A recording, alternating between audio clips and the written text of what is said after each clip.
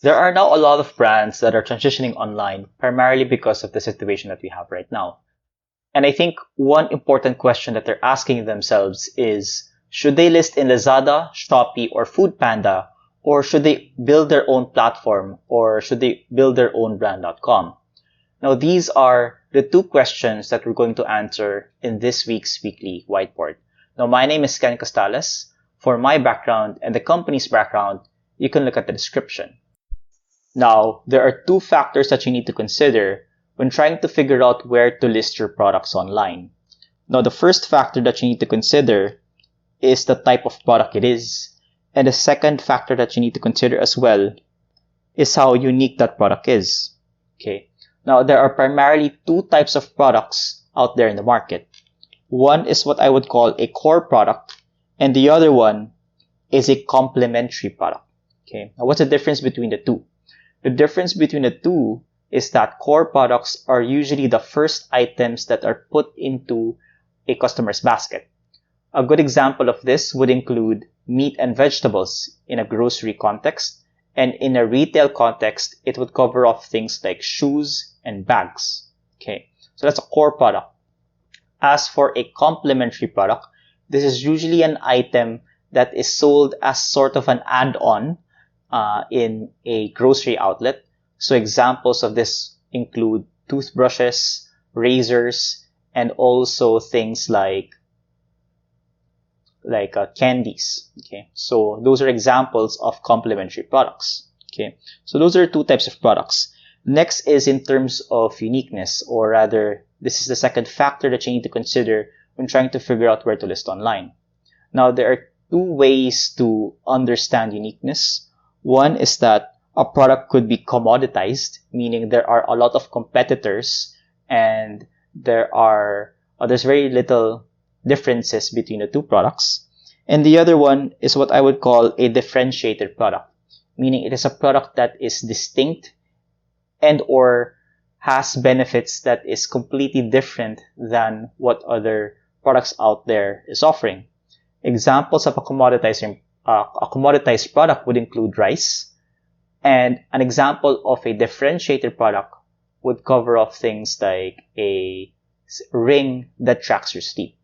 Okay, so those are two things, or those are two ways for you to understand how unique a product is. Now, if a product is commoditized and they're also complementary, so a good example of this would be a dog's chew toy.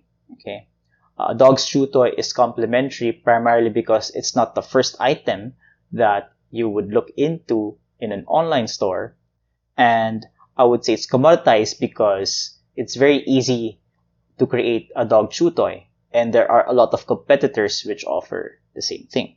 So if that's the case, then I would dedicate my efforts on Lazada and Shopee.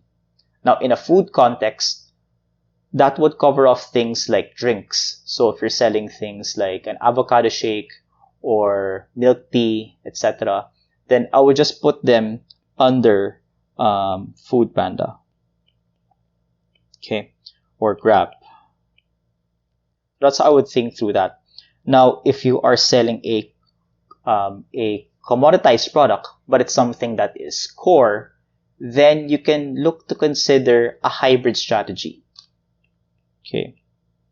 And what I mean by that is that not only can you look into Lazada, Shopee, maybe Foodpanda, and Grab, you can also look to enter into specialty retail or specialty e-commerce. Okay. Now, examples of specialty e-commerce would cover off things like Pet Warehouse and also ansons.ph. So these are what I call specialty online retail outlets or specialty e-commerce stores because they look to serve a particular vertical in the market. Examples of products that are commoditized and at the same time is a core product would include things like ice cream, especially if it's vanilla ice cream or maybe it is chocolate ice cream of something or something of that sort.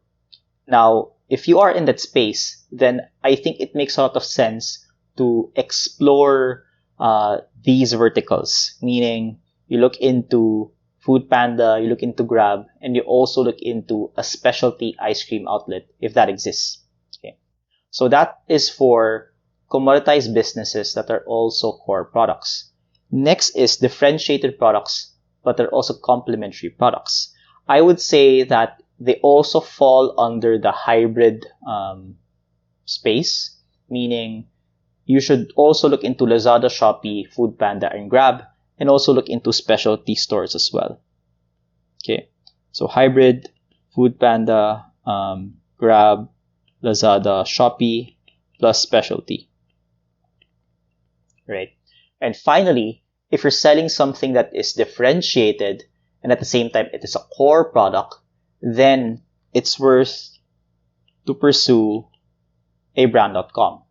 So examples of this would include something like avocado cake, because it is extremely unique, very different, but at the same time, since it is the core product in any celebration, then it is put into this quadrant and it is considered as a brand or a type of product that merits a brand.com. With that said, this is how I would map out your choices when it comes to figuring out where to list your product online. I hope this framework was very helpful for you, and I hope to see you again in the next weekly whiteboard. Just like somewhere to make sure that you get the next one.